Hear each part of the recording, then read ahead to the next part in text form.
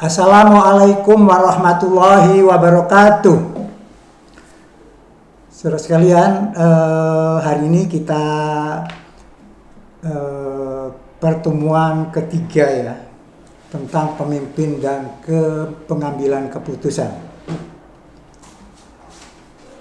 Kemarin pada waktu pertama, bahwa manajemen adalah dari kata-kata to manage, mengatur. Apa yang diatur itu 6M, man, many, machine, method, gitu ya. Nah, kemarin siapa yang mengatur? Yang mengatur adalah pemimpin yang punya kewenangan. Nah, apa itu pemimpin ya? Mungkin saudara sering dengar ya, pemimpin itu ada yang namanya direktur utama, ada yang CEO, kepala atau di pemerintahan, itu misalnya presiden, gubernur, itu pemimpin ya. Oleh karena itu, apa itu pemimpin? Beberapa ahli mengatakan bahwa pertama dari Malahayu Hasebuyun, pemimpin adalah seorang dengan wewenang kepemimpinannya. Nah, wewenang itu, apa itu kewenang? Adalah suatu kekuasaan dan tanggung jawab diberikan oleh pemimpin, kepada yang memberikan kepemimpinan. Sehingga dapat mengarahkan bawahannya untuk mengerjakan sebagian dari pekerjaannya dalam mencapai tujuan. Kemarin organisasi itu adalah kumpulan dari beberapa orang dan biasanya ada bagian-bagiannya. Nah, pemimpin itu memberikan sebagian kewenangannya kepada anak buahnya. Kemudian menurut Shibuan, manajer adalah seorang yang mencapai tujuannya melalui kegiatan orang lain. Kemudian menurut Tannenbaum, pemimpin adalah mereka yang menggunakan wewenang formal, biasanya di organisasi formal ya, baik government maupun privat. Kalau government pemerintahan ya, misalnya negara, Republik Indonesia, provinsi sampai kelurahan, untuk mengorganisasi, mengarahkan dan mengontrol para bawahannya yang bertanggung jawab supaya semua bagian pekerjaan dikoordinasi demi mencapai tujuan perusahaan. Jadi pemimpin oleh orang-orang yang melakukan fungsi manajemen ya, dari planning, organizing, sampai kontrol pengendalian untuk mencapai tujuan. Kemudian menurut Lao-Tzu, pemimpin yang baik adalah orang yang membantu menguatkan orang lain sehingga orang lain tidak lagi membutuhkan kepemimpinannya. Saya kemarin menjelaskan, kalau di Jepang itu seorang pemimpin, seorang staf itu akan mengerjakan dengan baik setelah diberikan arahan pemimpin. Dia jalan dengan cirinya. Jadi menurut lo seorang pemimpin yang baik adalah membuat orang lain sehingga orang lain itu, orang staf, anak buahnya tidak perlu pemimpin lagi karena dia udah dibina, diarahkan, dia bekerja sendiri.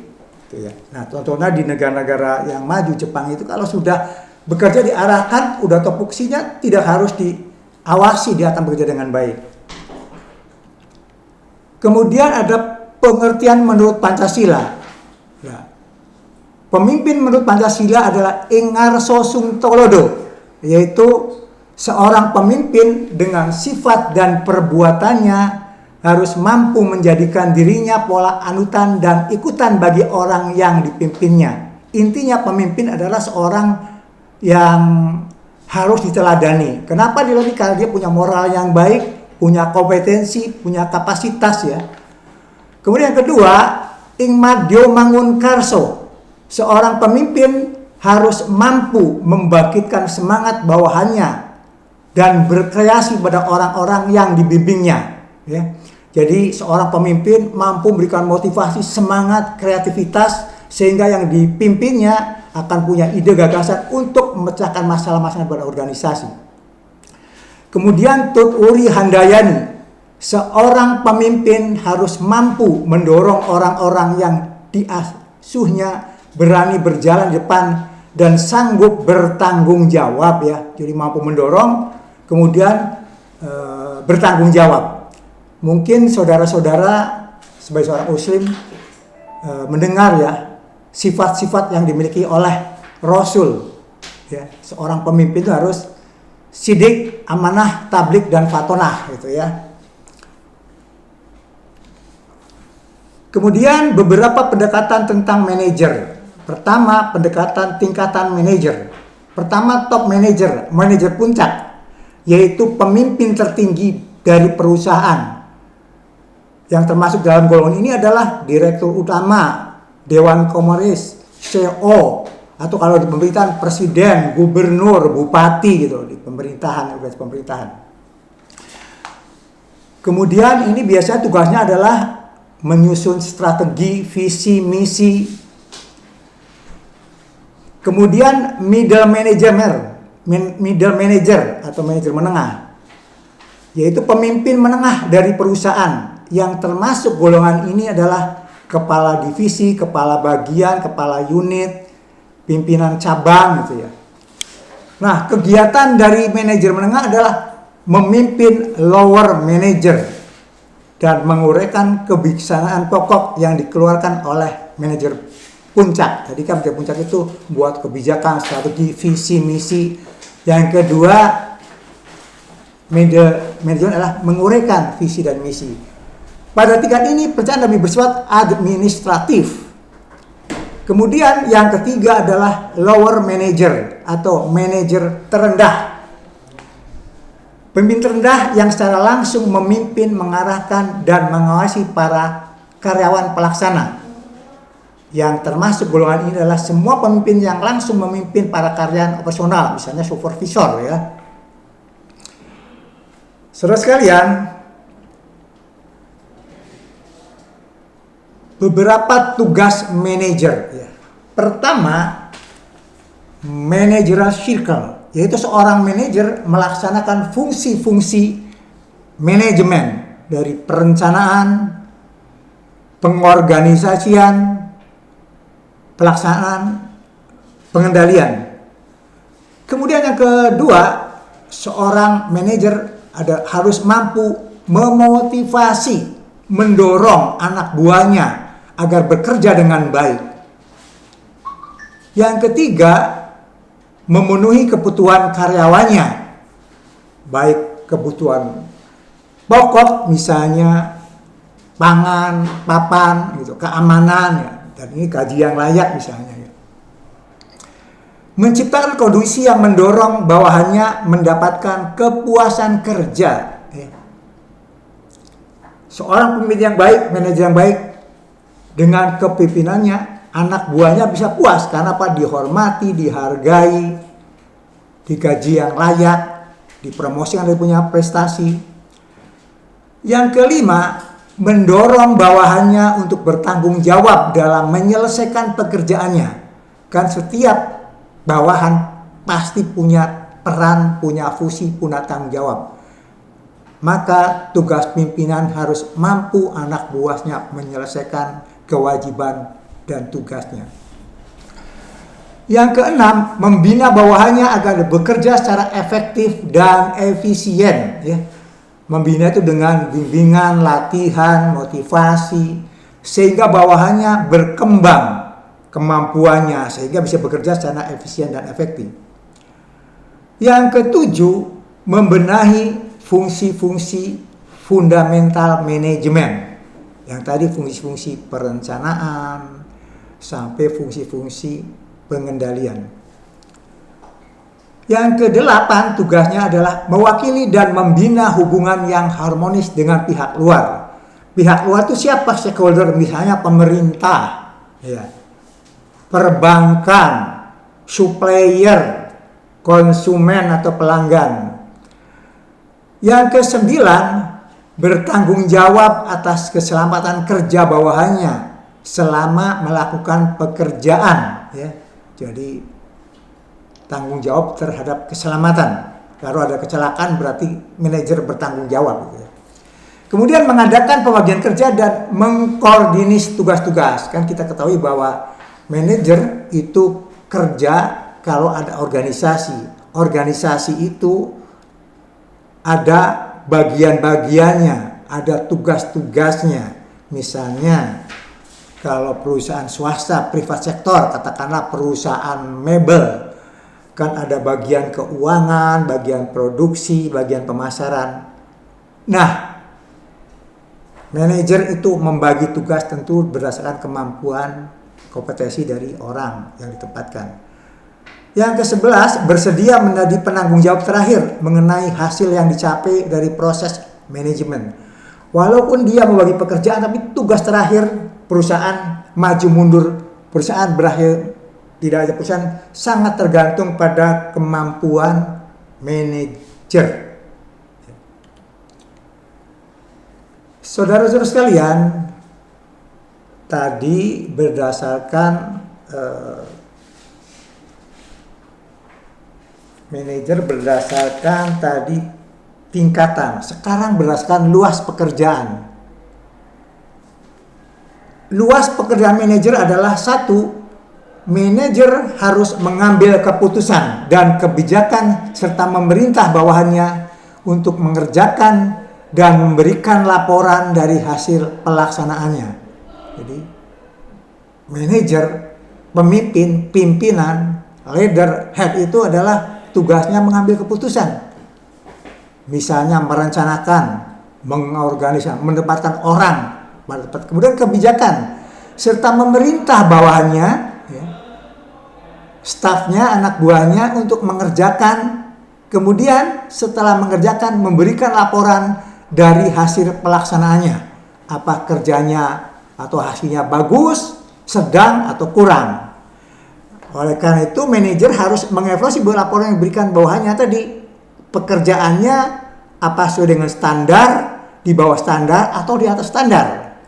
Kemudian manajer harus mempelajari situasi dan kondisi eksternal perusahaan. Misalnya kondisi ekonomi, kondisi politik. Contoh begini, Presiden Jokowi karena ada perang Rusia dan Ukraina, maka minyak harganya mahal, terpaksa menaikkan harga minyak gitu loh, ya. Kemudian manajer harus mengarahkan dan memotivasi bawahan agar produktivitasnya tinggi, ya. Kan setelah dibagi tugasnya, ada tugas, fungsi, peran, kewajiban masing-masing staf, diarahkan, dimotivasi agar bekerja dengan baik sehingga produktivitasnya tinggi, hasilnya memuaskan. Saudara sekalian, yang selanjutnya, manajer harus bisa menciptakan kerjasama yang baik dan hubungan yang harmonis dengan semua bawahannya. Ya, sebagai tadi menurut kepemimpinan Pancasila, manajer itu ada jadi anutan, sumber motivasi gitu ya. Sehingga bawahannya merasa senang bekerja sama baik dengan atasan maupun sesama staf. Selanjutnya saudara-saudara, luas pekerjaan manajer adalah manajer harus berusaha meningkatkan kecakapan dan keterampilan bawahannya. Jadi anak buah kemampuannya harus meningkat. Dengan apa? Bimbingan, pelatihan. Misalnya keterampilannya, kecakapannya. Kalau misalnya membuat mebel, yang pertama kerja baru 1, kemudian berapa bulan atau setahun naik 2, dengan hasil yang kuantitasnya naik dan hasilnya atau mutunya baik. Itu tugas manajer, ya. Kemudian manajer harus berusaha meningkatkan kesejahteraan karyawannya. Kalau misalnya perusahaan untung, maka harus ada kenaikan gaji. Yang tugasnya atau masa kerja lama, gajinya berbeda dengan yang masa kerjanya baru. Jadi anak buahnya tadi puas dengan bekerja di situ, akan malas dan tidak akan pindah. Itu tugas pimpinan, ya. Kemudian selanjutnya manajer harus terbuka memberikan dan menerima informasi demi tujuan yang ingin dicapai. Ya, demokratis lah, saran-saran, masukan dari pimpinan, dari anak buah juga diterima dan diseleksi, kalau itu bagus diterima, gitu ya. Saudara-saudara kalian, pendekatan manajer menurut sifat-sifat kerjanya. Kan tadi saya katakan ada top manager, ada middle manager, ada low manager.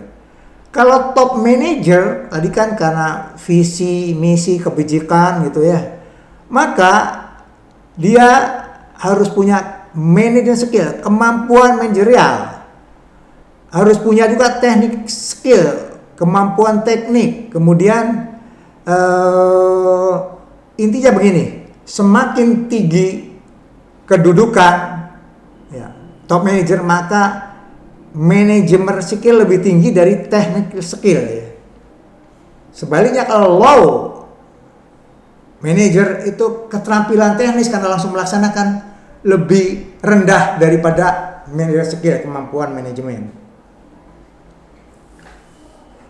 Saudara-saudara sekalian, beberapa sifat seorang manajer. Ada dua cara pendekatan sifat yang berhasil. Satu, cara deduktif. Menurut cara ini, sifat-sifat ditentukan berdasarkan hasil analisis jabatan ya, job description, kemudian job analysis, job description, job specification ya.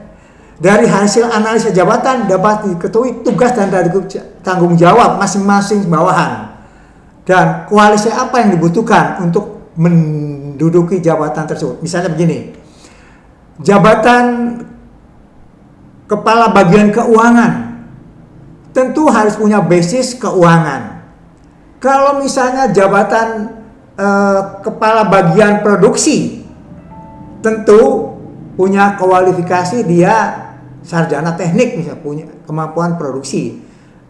Bagian marketing, pemasaran, tentu punya basic pemasaran, gitu ya, berdasarkan analisis jabatan.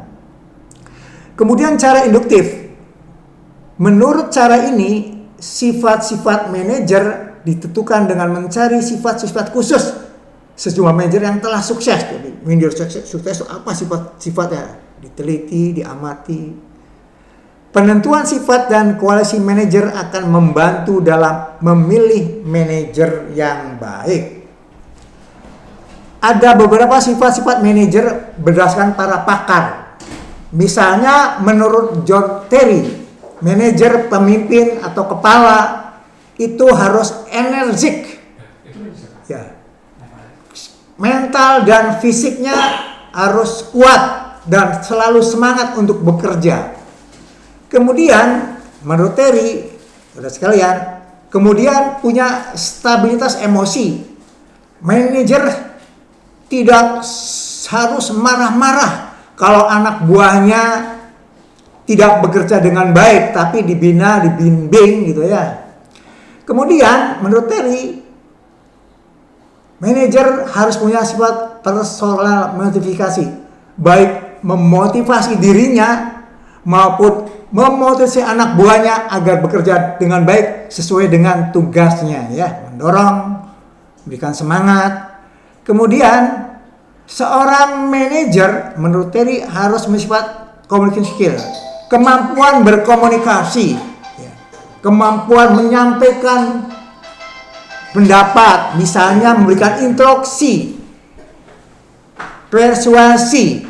Jadi ya punya kemampuan komunikasi. Ini bahasa seperti saya nih, komunikator, Anda komunikan. Saya harus menyampaikan dengan jelas sehingga Anda mengerti. Biasanya bahasa diam. Kemudian teknik skills, kemampuan mengajar, kemampuan membimbing, memberikan arahan. Kalau salah seperti ini loh benarnya gitu. Jadi manajer itu juga sebagai seorang guru, dosen gitu ya. Kemudian teknik kompeten, punya kompetensi teknik, misalnya kepala bagian produksi harus kemampuan teknik di bidang produksi. Bagian pemasaran harus kemampuan bagaimana memesan produk-produk gitu. Begitu bagian keuangan harus mempunyai kemampuan keuangan. Itu menurut Terry. Kemudian menurut Cons dan Donnell, bahwa manajer harus punya sifat intelijensi, kemampuan pemikiran, otak, rasio yang cerdas. Kemudian yang kedua, sifat kedua, saudara sekalian, menurut Donnell, leadership ability, kemampuan kepemimpinan. Ya. Jadi kemampuan merencanakan, mengorganisir, mengendalikan. Tadi kemampuan untuk memberikan contoh, kemudian memotivasi. Selanjutnya juga communicative ability sama dengan Terry, kemampuan komunikasi tadi sama ya. Kemudian kemampuan approach problem, jadi mampu untuk memecahkan semua masalah-masalah dengan logika yang rasional.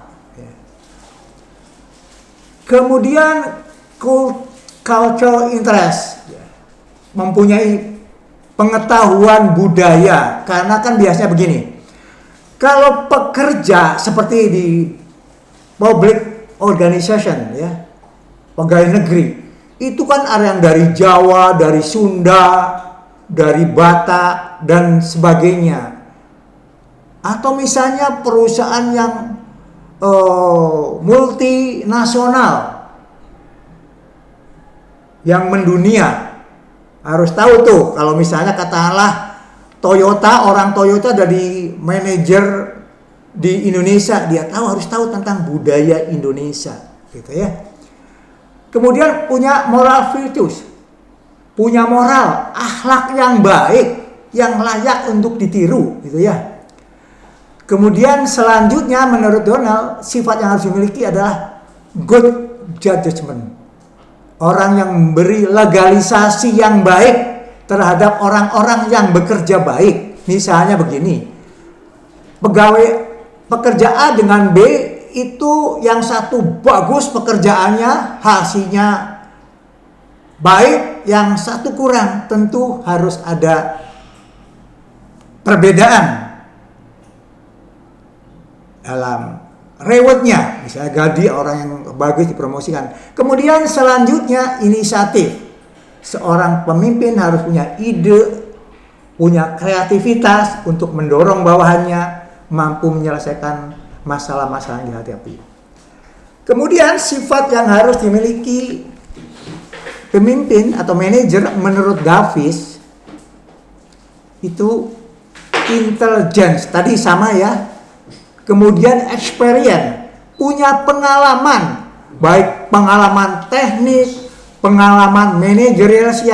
Jadi orang pemimpin, wah dulu dia udah, jadi sebaiknya seorang pemimpin dia punya pengalaman, track record-nya bagus. Kemudian originality, ada original, keaslian, kekhususan, unik dalam memimpin, berbeda dengan yang lain. Kemudian receptiveness, seorang pemimpin yang baik itu adalah diterima oleh anak buahnya, oleh stafnya, oleh bawahannya. Diterima Pak, karena dia akhlaknya baik, punya kemampuan, hormat anak buahnya. Ya. Kemudian personality, punya kepribadian, punya karakteristik, ya. Tanggung jawab, ramah gitu ya, suka menolong. Kemudian teaching skill, sama tadi dengan Terry ya, kemampuan memberikan pembelajaran, jadi guru ya. Kemudian inisiatif, sama dengan Donnell, punya ide, punya gagasan, memotivasi baik dirinya maupun orang lain untuk menyelesaikan masalah-masalah yang ada di organisasi ya. Karena saya kemarin katakan bahwa dalam hidup itu kan ada masalah ya, selesai mati baru. Termasuk masalah itu adalah suatu yang tidak diharapkan, perbedaan antara harapan dengan kenyataan ya. Misalnya produksinya harusnya 100 unit, ternyata cuma 60, itu masalah, bagaimana memecahkannya? Itulah inisiatif yang diperlukan oleh pemimpin untuk mendorong supaya bisa mencegah. Kemudian human understanding, kemampuan memahami sifat-sifat manusia. Yang tadi kan bahwa kan ada HAM tuh, hak asasi manusia itu universal ya, orang tuh harus dihargai, dihormati. Kemudian responsibility, tanggung jawab. Seorang pemimpin punya tanggung jawab. Jadi dalam perusahaan terakhir tanggung jawabnya pemimpin kepada yang memberikan tugas, kepada misalnya pemilik perusahaan, manajer yang bertanggung jawab. Terakhirnya manajer. Tanggung jawab tidak boleh serahkan pada orang lain, tetapi pada manajer. Itu saudara sekalian, saya lupa ya. Jadi pemimpin itu ada yang disebut leader, ada yang disebut head, manager. Tapi biasanya beda tuh antara leader dengan apa? Dengan head. Kalau leader tuh punya kepribadian, punya kewibawaan sehingga disukai. Kalau head itu biasanya pemimpin karena punya kekuasaan, cuma memerintah saja ya. Kalau leader itu biasanya dia itu selain punya kekuasaan tapi juga dihargai karena punya moral, punya kapasitas yang lebih ya. Baik, selanjutnya sifat yang dimiliki oleh manajer, yang harus dimiliki manajer adalah menurut Barnard sebagai pribadi dalam teknik kepemimpinan. Jadi dia punya kelebihan dalam memimpin dibanding anak buahnya. Ya, superior. Kemudian superior dalam tekad, kebenaran, keuletan. Jadi punya kelebihan dalam semangat, keberanian, ulet dibanding anak buahnya ya. Kemudian saudara sekalian, menurut Newell bahwa sifat yang harus dimiliki oleh manajer adalah personal karakteristik. Jadi punya sifat personal yang menarik, akhlak yang baik, kemudian educational training, bisa memberikan latihan, bisa mendidik anak buahnya tadi ya, teaching children. Kemudian experience and professional interest, jadi punya pengalaman. Jadi seorang pemimpin sudah pengalaman di semua bidang biasanya. Ya. Kemudian menurut Peterson, technical skill, tadi sama dengan yang lain, human skill dan conceptual skill, kemampuan merencanakan, kemampuan mengorganisasikan, kemampuan menilai, kemampuan mengkoordinasikan, kemampuan mengintegralkan, kemampuan mengontrol dan sebagainya. Kemudian menurut Henry Fayol bahwa seorang pemimpin harus punya fisik yang kuat, mental yang kuat, moral yang baik, general education, pengetahuan umum yang memadai, bukan saja spesifikasi tapi dia pengetahuannya luas, tapi juga mempunyai pengetahuan yang spesial. Ya, jadi selain pengetahuannya luas juga punya pengetahuan khusus. Misalnya seorang sarjana teknis, seorang isi pertanian, seorang akuntan. Kemudian experience, punya pengalaman. Seorang pemimpin harus punya pengalaman sama dengan yang lain ya. Nah, menurut Pancasila tadi bahwa pemimpin harus punya sifat ingarso sung tolodo, jadi memberikan contoh, teladan, kemudian imadio mangun korso, di tengah berikan semangat, dorongan, tutwu dihandari ini tadi mendorong bekerja dan bertanggung jawab. Dan yang penting kita sekalian, saudara sekalian, kalau di Islam itu seorang pemimpin itu menurut Rasul sifatnya tadi sidik itu apa? Jujur, amanah, dapat dipercaya. Kalau gitu amanah, tabligh menyampaikan, itu ya. Saudara sekalian, demikian untuk sifat-sifat kepemimpinan. Selanjutnya tentang pengambilan keputusan. Sampai jam berapa? Masih bisa terus ya. Pengambilan keputusan. Saudara sekalian, pemimpin itu adalah seorang yang setiap saat harus mengambil keputusan. Misalnya begini. Berapa pegawai yang dibutuhkan, berapa gajinya, naik atau turun. Ini pegawai yang malas, apakah diturunkan, dipindah. Pegawai yang rajin, apakah dinaikkan rewardnya, gitu kan ya. Kan ada reward and punishment. Nah, pengambilan keputusan adalah proses bagaimana menetapkan suatu keputusan yang terbaik, logis, rasional, dan ideal. Nih, berdasarkan fakta, data, dan informasi dari sejumlah alternatif untuk mencapai sasaran-sasaran yang telah ditetapkan oleh organisasi dengan resiko yang terkecil, efektif, dan efisien untuk dilaksanakan di masa yang akan datang, ya. Karena manajemen kan dilaksanakan di masa yang akan datang. Dan yang penting begini, keputusan itu menetapkan menetapkan keputusan yang terbaik, logis, rasional, ideal, berdasarkan fakta dan informasi. Begini contohnya, saya nih ya, pada waktu saya lulus sarjana, kan saya apakah jadi pengusaha, politisi, Anda juga ya,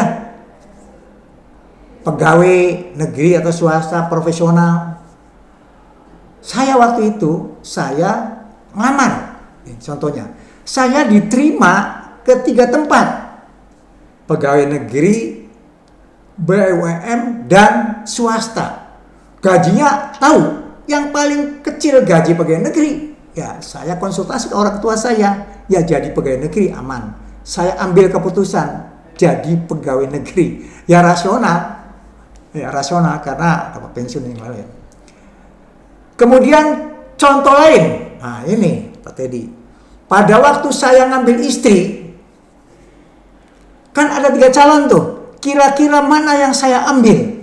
Kalau dalam agama tuh, ya calon itu apa tuh yang keturunannya, kecantikannya, ketampanannya, akhlaknya, agamanya, ya tentu agama mengajarkan kita akhlaknya, kan begitu ya. Jadi ngambil yang orang yang paling soleh misalnya. Yang jelas bahwa keputusan merupakan tugas utama seorang pemimpin. Ya. Keputusan yang dihasilkan akan menimbulkan aktivitas-aktivitas sehingga proses manajemen dapat berjalan. Ya. Jadi pertama, keputusan pemimpin atau manajemen merencanakan, kemudian mengorganisasikan, melaksanakan, kemudian controlling itu teori ya, poak gitu kan. Banyak ya, ada planning, organisasi, organizing, actuating, controlling, directing, budgeting, evaluating, controlling, banyak ya. Kenapa keputusan itu penting? Kenapa seorang manajer, seorang pemimpin mengambil keputusan? 1. Keputusan merupakan permulaan dari semua kegiatan manusia yang sadar dan terarah. Ya, jadi keputusan itu misalnya begini, saya mau bikin perusahaan. Apakah di bidang kuliner misalnya, di bidang IT atau di umroh. Kemudian saya berdasarkan data tadi, informasi, resiko saya ambil, saya membuat usaha kuliner gitu kan, karena apa, pasarnya banyak, dibutuhkan tiap hari misalnya gitu ya. Kemudian kedua, keputusan ditujukan untuk masa yang akan datang dan dampaknya akan berlangsung dan berguna di masa yang akan datang. Ya, saya ngambil keputusan sebagai pegawai. Nah itu kan lama tuh, sampai pensiun mungkin kalau nggak dipecat atau berhenti di jalan. Dan tentu berguna di masa datang, masa depan saya, anak saya, keturunan saya. Kemudian keputusan itu akan menciptakan masalah, aktivitas. Ya. Tetapi juga keputusan akan menyelesaikan masalah. Misalnya begini, kemarin bagus tuh ada kelas yang lain tuh. Pak, bagaimana kalau saya misalnya ini 3 bulan nih perusahaan rugi terus? Apakah saya harus menurunkan gaji atau mengurangkan pegawai? Kan gitu ya. Nah, kalau kita yang orang yang bermoral tentu diskusi, musyawarah dengan para pegawai. Ini loh perusahaan kurang bagus, lagi rugi ya, nanti gajinya dikurangi dulu. Nanti kalau sudah kita masih rajin bekerja, tingkat produktivitas, tingkat kualitas. Kalau misalnya sudah bagus, ya dinaikkan lagi gitu ya. Tetapi ada pegawai misalnya yang memang membuat masalah, kerjanya jelek sekali, sudah dibina, ya di PHK. Ya itu keputusan ya, keputusan. Saudara sekalian, ada macam-macam keputusan. Pertama, keputusan autogeneratif, yaitu keputusan yang diambil secara cepat dan kurang memperhatikan data informasi, fakta, dan lapangan keputusan. Jadi pokoknya seorang manajer ngambil keputusan yang cepat. Keputusan autogeneratif biasanya diambil dalam keadaan darurat. Misalnya begini, Anda naik kapal laut atau kapal pesiar, kemudian ada musibah, kapalnya tenggelam. Kemudian ada seorang yang tampil memberikan perintah dan itu memang benar, akhirnya dipenuhi. Biasanya keputusannya dalam keadaan darurat ya. Misalnya diserang, ya. Pasukan diserang, apakah kapan menyerang, balik atau mundur, itu ya. Tidak harus data dan informasi, tapi spontan karena darurat gitu. Kemudian keputusan leadership, yaitu keputusan yang diambil berdasarkan manajemen ilmiah, sehingga keputusannya itu logis, ideal, rasional untuk dilaksanakan dan resikonya relatif kecil. Jadi kalau manajemen ilmiah itu misalnya logis, rasional, ideal, tentu berdasarkan data-data dan fakta dan informasi yang benar. Kemudian yang selanjutnya, proses pengambilan keputusan leadership berlangsung lebih lambat. Kalau tadi auto kan seorang pimpin ada yang menyerang musuh, serang balik perintahnya, ya. Cepat. Tapi kalau misalnya leadership itu misalnya apakah menaikkan barang ini harga naikkan, diskusi, data-data dan sebagainya ya. Jadi lambat biasanya ada diskusi dan sebagainya. Saudara sekalian, selanjutnya ada keputusan individu, yaitu keputusan yang hanya dipegang oleh seorang manajer. Sedangkan bawahan anak buah staf hanya berusaha memberikan saran. Anak buah boleh berikan saran, pendapat, ide, tapi keputusan di tangan seorang pemimpin, seorang manajer. Ada tentu setiap keputusan atau betul ada keuntungan dan kerugian. Keuntungannya, keputusan dapat diambil secara cepat, tidak harus banyak musyawarah oleh pemimpin sendiri gitu ya.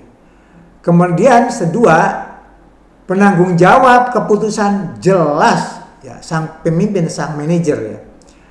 Yang ketiga, biaya pengambilan keputusan relatif kecil karena tidak ada rapat, tidak ada pertemuan, tidak perlu hotel, pokoknya pemimpin saja sendiri. Kemudian kecakapan seorang manajer dapat dimanfaatkan ya. Karena manajer ini orang yang pakar sehingga keputusannya selalu tepat, cenderung selalu tepat. Kerugiannya ya, kalau keputusan individu ya kurang baik karena pengambilan keputusannya mempunyai keterbatasan. Kemudian prestis manajer akan berkurang jika keputusannya ternyata salah, berisiko tinggi, ya, ditanggung sendiri kan. Kemudian yang ketiga, realisasi keputusan akan sulit karena bawahan kurang meresapi, kurang di keterlibatannya ya. Pembinaan bawahan kurang diperhatikan, ya. Karena tinggal ngambil keputusan tanpa melibatkan bawahan, tidak kurang pembinaan. Kemudian keputusan kelompok. Keputusan ini ditetapkan oleh para anggota kelompok, baik atas dasar musyawarah dan mufakat atau dengan voting. Ya. Kalau di dewan biasanya kan voting sekarang ya, soal yang terbanyak. Kebaikannya, keputusannya relatif lebih baik, logis dan ideal karena banyak orang ya, banyak pikiran. Kemudian yang kedua, terhindar dari kecenderungan bertindak otoriter. Terus ya, selanjutnya kerjasama relatif akan dapat ditingkatkan antar anggota. Kemudian resiko dan dampak negatif dari keputusan lebih kecil karena ditanggung bersama tadi kan. Pembinaan anggota akan berjalan lebih baik karena di situ ada diskusi, ada pembahasan, ada kematangan. Keburukannya, pengambilan keputusan relatif lebih lama dibanding dengan keputusan individu tadi kan. Biaya pengambilan keputusan relatif lebih mahal. Bayangkan kalau di dewan pertemuan itu berapa setiap, misalnya contohnya ya di dewan DPR lah, itu keputusannya kelompok itu. Biaya rapat, konsumsi, biasa juga di hotel ya. Penanggung jawab keputusannya kurang jelas. Ya, kurang jelas karena semua orang memberikan masukan. Minoritas kadang-kadang terpaksa menyetujui kalah dengan mayoritas, walaupun mungkin minoritas itu yang bagus, yang benar. Terus kalian, selanjutnya basis pengambilan keputusan, sumber pengambilan keputusan. Yang pertama, keyakinan, belief. Manajer mengambil keputusan atas dasar keyakinan bahwa inilah yang terbaik. Ya, jadi yakin kalau saya mempromosikan karyawan ini karena prestasinya bagus, dia yakin ini perusahaan akan berkembang dengan baik. Kemudian yang kedua, intuisi. Manajer mengambil keputusan atas dasar suara hati. Intuisi bersifat ilham dan perasaan, good feeling. Ini juga biasanya intuisi sih bisa diasah ya dengan belajar, dengan pengalaman. Kemudian fakta-fakta. Manajer mengambil keputusan atas dasar hasil analisis, informasi, data, fakta, serta didorong oleh imajinasi, perspektif yang tepat, dan daya pikir untuk mengimplementasikan situasi dan kondisi di masa yang akan datang. Jadi keputusan karena berdasarkan fakta-fakta, misalnya begini contohnya. Presiden ini, bidang saya, presiden ini harus impor beras. Faktanya karena produksinya kurang, kebutuhannya untuk makan penduduk Indonesia 37 ton, produksi nasional 32, jadi kurang 5 juta ton impor. Itu keputusan pimpinan tertinggi negara ini misalnya. Kemudian pengalaman. Manajer mengambil keputusan atas dasar pengalamannya dan pengalaman orang lain. Jadi biasanya para pemimpin itu belajar pengalaman orang lain. Contohnya kemarin Pak Prabowo itu pembekalan menteri itu mengambil para pakar dari Amerika, dari India, suruh memberikan pembekalan kepada calon menteri gitu ya. Berdasarkan tentu itu pengalaman keberhasilan negara-negara lain dalam memimpin negara. Begitu pula misalnya kalau misalnya di lokal lah, Anda pernah dengar itu namanya Tantri Abeng, itu ada di Indonesia dulu waktu saya mahasiswa itu. Manajer 1 miliar pada waktu tahun 80 digaji 1 miliar. Padahal dolar waktu masih 200, kalau sekarang 16.000 ya mungkin 20 miliaran sekarang. Tapi begitu dia jadi manajer berbintang, keuntungannya naik ratusan miliar. Gak rugi kan? Perusahaan atau owner, pimpinan yang pemilik perusahaan gaji 1M, tapi manajer itu memberikan keuntungan 200M gitu ya. Kemudian kekuasaan. Pengambilan keputusan harus berdasarkan kekuasaan dimiliki, karena kekuasaan merupakan dasar hukum untuk tindak dan berbuat. Misalnya, saya jadi bupati, punya dasar hukum tuh ya. Saya ngangkat camat, mecat camat, karena kekuasaan yang dimiliki ya. Saudara sekalian, selanjutnya teknik-teknik pengambilan keputusan.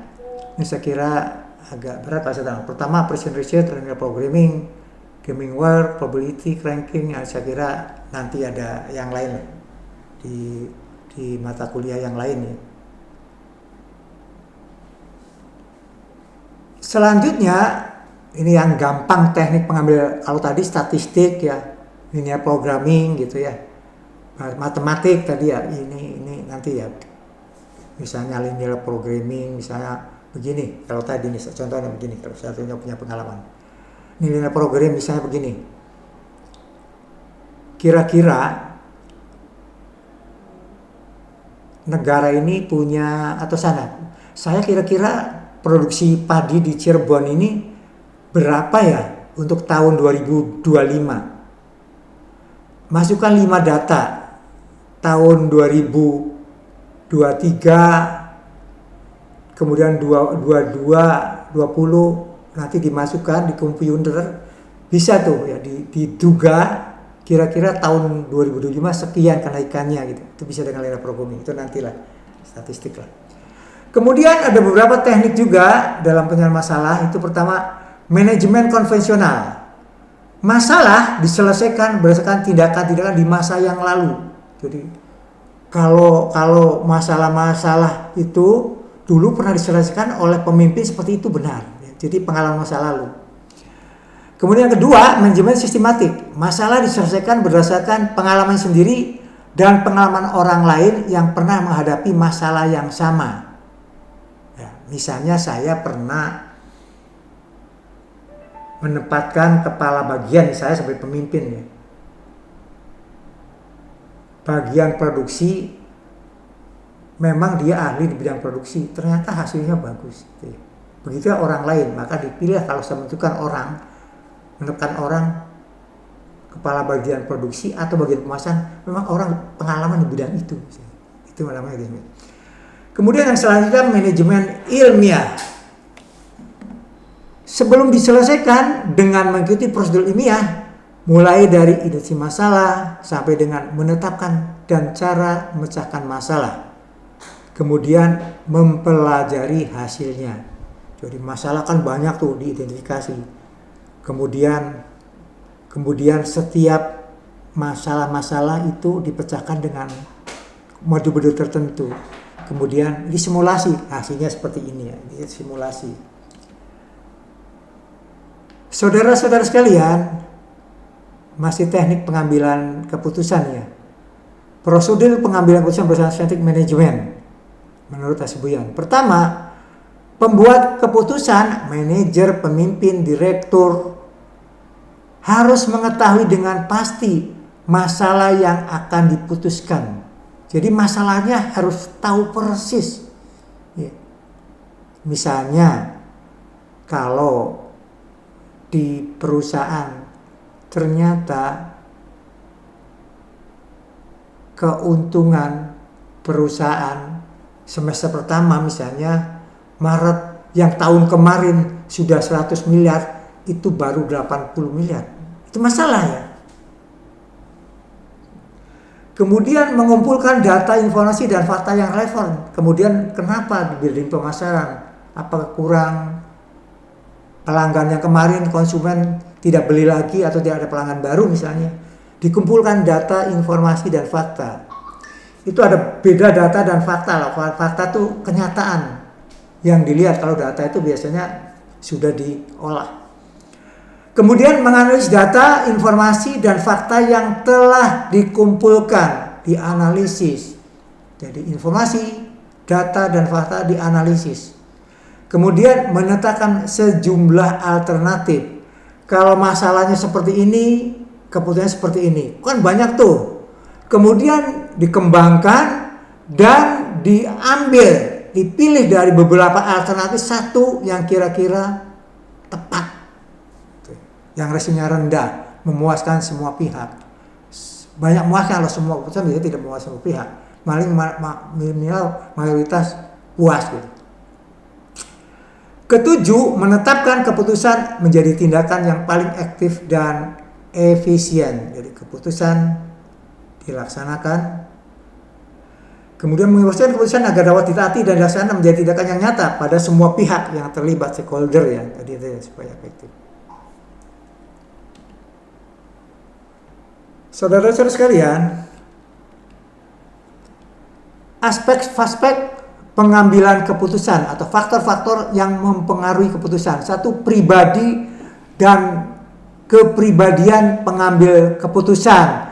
Misalnya orangnya tenang, ya. Kemudian juga teliti, gitu ya. Itu kepribadian. Tidak suka marah, itu akan mempengaruhi juga ya. Kemudian sifat masalah yang dihadapi. Masalahnya kompleks, rumit, atau sederhana. Semakin rumit, semakin kompleks, tentu keputusannya juga semakin sulit. Resikonya tentu semakin tinggi. Kemudian, pandangan dan kecakapan faktual pengambil keputusan terhadap masalah yang dihadapi. Jadi kemampuan manajer terhadap masalah, semakin tinggi kecakapannya, semakin baik keputusannya. Kemudian, kondisi institusional lembaga organisasi, apakah dalam keadaan baik atau tidak baik. Kalau keadaan organisasinya stabil, tidak ada masalah yang krusial, maka keputusannya tentu akan lebih baik. Kemudian situasi umum yang menjadi lingkungan sekitar, ya faktor eksternal misalnya. Kalau perusahaan, pelanggan, supplier, peminjam, bank, dan sebagainya, itu juga akan mempengaruhi. Aturan-aturan negara, pemerintah, itu akan mempengaruhi. Kemudian faktor-faktor yang menolong pengambilan keputusan. Satu, harus memperhatikan emosi dan aturan-aturan yang berlaku. Ya. Aturan kan begini, negara itu peraturan, misalnya perpajakan, itu kan bagaimana pajakan pajak perusahaan, atau tentang perburuhan, tentang perizinan, itu harus diketahui oleh manajer. Setiap keputusan harus mendorong tercapainya tujuan organisasi, target, sasaran, strategi organisasi. Jadi setiap keputusan muaranya tujuan organisasi. Suatu keputusan tidak selalu memuaskan semua pihak. Misalnya saya memutuskan, saya seorang kepala dinas, atau kepala perusahaan, saya mengangkat kepala bagian pemasaran. Kan cuma satu yang mungkin merasa mampu, kecewa. Atau gini misalnya, negara misalnya buat keputusan menaikkan BBM. Tentu para masyarakat, terutama punya kendaraan, nggak suka. Tapi negara punya uang, gitu kan, untuk biaya tambahan uang untuk biaya pembangunan. Keempat, hanya ada satu pilihan yang paling memuaskan, yang terbaik. Kalau tadi misalnya saya punya calon 3, dipilih 1. Itulah yang terbaik. Kemudian 5, pengambilan keputusan adalah mental action. Jadi, aksi mental. Dan harus ditransfer ke physical action, ke psikis, dari pikiran kepada misalnya keterampilan, action. Pekerjaan, karena pekerjaan itu adalah membutuhkan fisik dan pikiran, mental ya. Pengambilan keputusan yang efektif memerlukan waktu, dana, data, informasi, dan fakta yang cukup. Ya. Data kan harus dicari, perlukan dana, informasi juga dicari, fakta-fakta juga dicari. 7, membuat keputusan memerlukan kecakapan, pengalaman, dan imajinasi. Ya. Seorang pemimpin punya kompetensi, keterampilan, dan pengamalan. Tadi kan beberapa sifat yang harus dimiliki. Kemudian, pengambilan keputusan merupakan awal dari mata rantai aktivitas. Ya. Jadi keputusan itu nanti diikuti oleh kegiatan-kegiatan lain. setiap keputusan harus dilaksanakan. Gimana Mas? Mas satu lagi apa ya? Saudara sekalian, manajemen ilmiah memberikan atau memerlukan data untuk memecahkan masalah. Syarat-syarat untuk memecahkan masalah, syarat-syarat data yang bisa dipakai untuk memecahkan masalah dalam manajemen ilmiah. 1. Data berasal dari sumber yang resmi, well identified. Misalnya, data pertanian dari Dinas Pertanian, data perindustrian dari Dinas Perindustrian gitu ya. Data merupakan data yang terbaru, up to date, yang terbaru, bukan data yang lama, tetapi yang kalau biasa bisa yang terbaru, yang terakhir. Biasanya kalau dibutuhkan tuh 5 tahun terakhir ya untuk perencanaan. Data harus berhubungan langsung dengan masalah relevan. Jadi kalau pertanian misalnya hubungannya tanah, harga, yang relevan saja, yang relevan dibuang. Data-data benar-benar harus dapat dipercaya, reliable. Tidak bohong ya, data itu memang benar. Data harus lengkap atau komplit. Begitu saudara-saudara sekalian, pada hari ini intinya pada hari ini adalah tentang pemimpin ya.